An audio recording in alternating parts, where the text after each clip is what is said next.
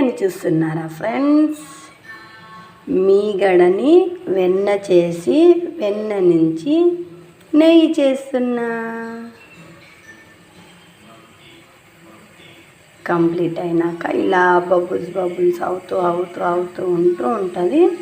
Then తర్వాత ఇవి కూడా కాదు, వాటర్ బబుల్స్ లాగా వచ్చినప్పుడు తీయాలి.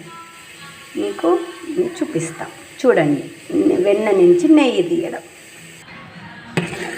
మధ్యలో ఇలా గరిటెతో తిప్పుతూ ఉండాలి. ఎందుకంటే పొంగుతుంది, పొంగితే నెయ్యి మొత్తం వేస్ట్ అయిపోతుంది. కొంచెం హై ఫ్లేమ్లో, కొంచెం మీడియం, కొంచెం లోలో పెట్టుకుంటూ ఇలా తిప్పాలి.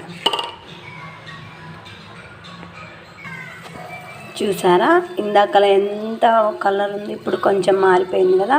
ఇలా అనేది చేంజ్ అయ్యేంత వరకు, అప్పటి నుంచి ఇప్పటి వరకు అంటే మినిమం ఒక 10-20-25 మినిట్స్ పడుతుంది.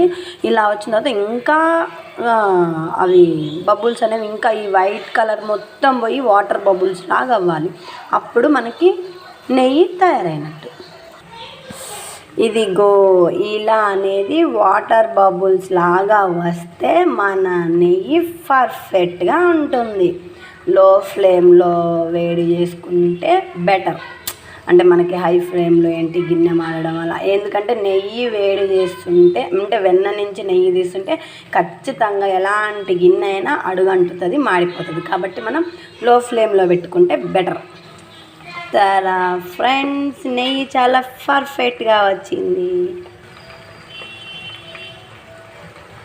నైస్.